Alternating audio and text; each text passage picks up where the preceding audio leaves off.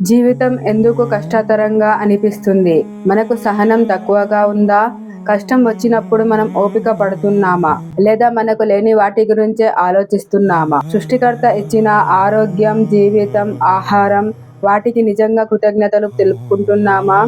ఓపిక మరియు కృతజ్ఞత అనే రెండు తాళాలు ఉపయోగిస్తే మన జీవితంలోని మూసిన తలుపులు తెరుచుకోవా? అస్సలాము అలైకుం వరహ్మతుల్లాహి వబర్కాతుహు. దీని అర్థము సృష్టికర్త యొక్క శాంతి మరియు శుభాలు మీ అందరి జీవితాలపై వర్షించుగాక. ఆమీన్. రబ్బి ఇష్రహ్ లీ సద్రీ వయస్సిర్ లీ అమ్రీ వహ్లుల్ ఉఖ్దతం మిన్ లిసానీ యఫ్ఖహూ ఖౌలీ. ఈ రోజు మనం ముఖ్యమైన రెండు విషయాలను తెలుసుకుందాం. శుక్ర్ కృతజ్ఞత మరియు సబర్ సహనం.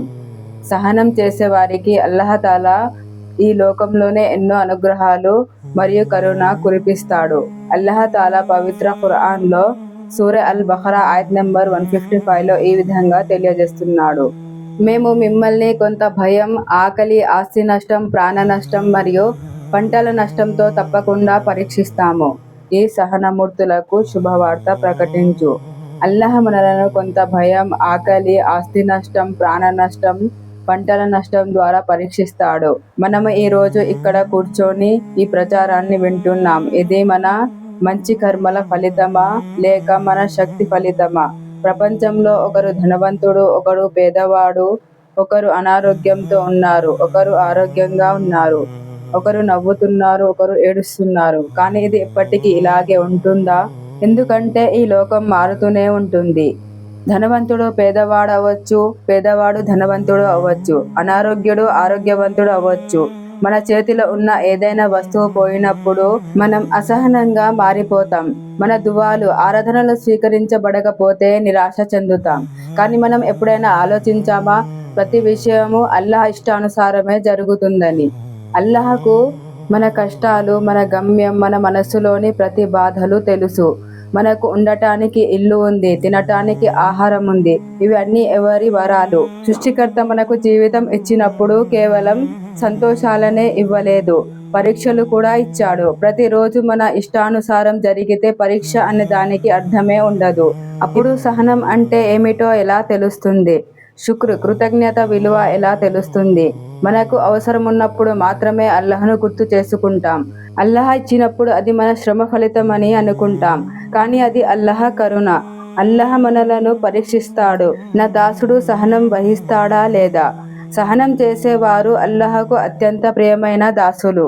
కృతజ్ఞత చేసేవారికి అల్లాహ్ ఇంకా ఎక్కువగా ఇస్తాడు. మనపై కష్టాలు వచ్చినప్పుడు వాటిని అందరికీ చెబితే సమస్యలు తగ్గవు. కానీ మనం మన కష్టాలను లెక్క పెడతాం, అల్లాహ్ ఇచ్చిన అనుగ్రహాలను కాదు. ఎప్పుడో మనం కోరుకున్నది మన మంచికే కాకపోవచ్చు. అల్లాహ్ మనకు ఇంకా మంచి ఇవ్వాలని అనుకుంటాడు. కానీ మనం ఏం చేస్తాం?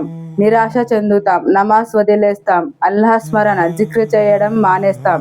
మన దువాలు, ఆరాధనలు స్వీకరించబడట్లేదు అని అంటాం. నమాజ్ చదవని వాళ్ళ దగ్గర అన్నీ ఉన్నాయి అని అనుకుంటాం. అల్లాహ్ మన హృదయంలోని ప్రతి మాట వింటాడు. దైవం ఆలస్యం చేయవచ్చు, కానీ అన్యాయం ఎప్పుడూ చేయడు. ఎవరి వద్ద సహనం ఉందో వారు ఎప్పుడూ ఓడిపోరు. యూనుస్ అలైహిస్సలాంను చూడండి. యూనుస్ అలైహిస్సలాంను పరీక్షలు చుట్టుముట్టాయి, కష్టాలు ఎదురయ్యాయి. కానీ యూనుస్ అలైహిస్సలాం వారు సహనం వదలలేదు. చివరికి అల్లాహ్ గౌరవాన్ని ఇచ్చాడు. అల్లాహ్ తాలా అంతిమ దైవ గ్రంథం ఖురాన్లో ఇలా తెలియజేస్తున్నాడు. వమా బికుం మిన్ నియమతిన్ ఫమిన్ అల్లాహ్. దీని అర్థము మీకు ఉన్న ప్రతి అనుగ్రహం అల్లాహ్ నుంచే వచ్చింది. ఒక్కసారి ఆలోచించండి, అల్లాహ్ మనకు ఇచ్చిన అనుగ్రహాలు ఎంతటి గొప్పవో. మనము వాటికి ఉదాహరణ కూడా ఇవ్వలేము. మనము ఒక విత్తనాన్ని నేలలో నాటితే అది చీకటిలోకి వెళ్ళిపోతుంది. దానిపై నీళ్లు వేస్తాం, అది ఎండను తట్టుకోగలగాలి. ఆ విత్తనం ఒక్క రోజులోనే పెద్ద చెట్టులా మారుతుందా? కాదు. ఆ విత్తనానికి సహనం లేనట్లయితే అది ఎప్పుడూ ఫలదాయకమైన చెట్టుగా మారదు. అలాగే మన జీవితంలోని కష్టాలు కూడా మనల్ని ఒక ఫలదాయకమైన చెట్టుగా తయారు చేస్తున్నాయి. మనకు కష్టాలు రావడం ఇష్టం ఉండదు, ఎదురు చూడడం కూడా ఇష్టం ఉండదు. కానీ ఏది ఎంత విలువైనదో దాన్ని పొందడానికి అంత సమయం పడుతుంది. అల్లాహ్ మన కొరకు ఉత్తమమైనదే ఇవ్వాలనుకుంటాడు. మనము అల్లాహకు కృతజ్ఞత చేస్తే మన జీవితంలో శాంతి స్వయంగా వస్తుంది. ఈ రోజు మనం బ్రతికి ఉన్నాము, ఇది ఎంతటి గొప్ప వరం. నిన్న ఉన్న ఎంతో మంది ఈరోజు ఈ లోకంలో లేరు. తినడానికి ఆహారం ఉంది, ధరించడానికి బట్టలు ఉన్నాయి, వినడానికి చెవులు, చూడడానికి కళ్ళు, నడవడానికి కాళ్ళు ఉన్నాయి. ఆలోచన శక్తిని ఇచ్చాడు.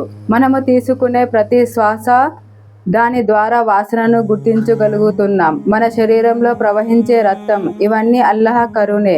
ఇవి మన దగ్గర ఉన్నంత వరకు మనం వాటి విలువను గుర్తించము, కానీ కోల్పోయినప్పుడు మాత్రమే అర్థమవుతుంది. మనము నిజంగా జ్ఞానవంతులమైతే మనకు ఉన్న దానిలోనే సంతోషంగా ఉంటాం. ఎవరు ఎంత సహనం వహిస్తే వారి కష్టాలు అంత సులభమవుతాయి. ఎవరు కృతజ్ఞతతో ఉంటారో అల్లాహ్ వారి కొరకు వరాల ద్వారాలను తెరుస్తాడు. ఇప్పుడు నిర్ణయం మన చేతుల్లోనే ఉంది. మన జీవితమంతా ఫిర్యాదులతో గడుపుతామా లేదా సహనం మరియు కృతజ్ఞతతో గడుపుతామా?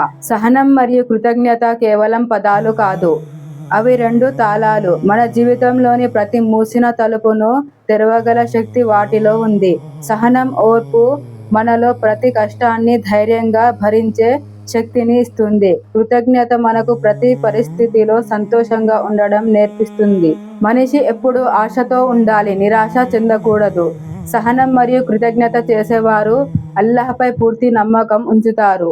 ఈ రోజు పరిస్థితులు బాగాలేకపోయినా ఇన్షా అల్లాహ్ రేపు తప్పకుండా మెరుగుపడతాయి. మన ఆరోగ్యం బాగున్నప్పుడు మనం అల్లాహ్కు కృతజ్ఞతలు తెలుపము. ధనం ఉన్నప్పుడు ఇచ్చిన వాడిని గుర్తు పెట్టుకోము, కానీ అల్లాహ్ తీసుకున్నప్పుడు మాత్రమే ఏడుస్తాము. ఈ లోకంలో సహనంతో కష్టాలను భరించే వారికి అల్లాహ్ తాలా ఆఖిరత్ అంటే అంతిమ దినం రోజు అత్యుత్తమ ప్రతిఫలం ఇస్తాడు. సూర అన్-నెహల్ ఆయత్ నంబర్ 96లో అల్లాహ్ తాలా ఇలా తెలియజేస్తున్నాడు, వలా నజియల్లజీన సబరు అజ్రహుం బి అస్హాని మా కాను యామలూన్. దీని అర్థము, సహనం చేసిన వారికి వారి కర్మల కంటే ఎంతో గొప్ప ప్రతిఫలం ఇస్తాము. అల్లాహ్ మనకు ఇచ్చిన ఈ జీవితాన్ని అల్లాహ్ తీర్పుగా అంగీకరించి సహనం మరియు కృతజ్ఞత భావంతో గడపడానికి మనందరికీ సద్బుద్ధిని ప్రసాదించుగాక. ఆమీన్.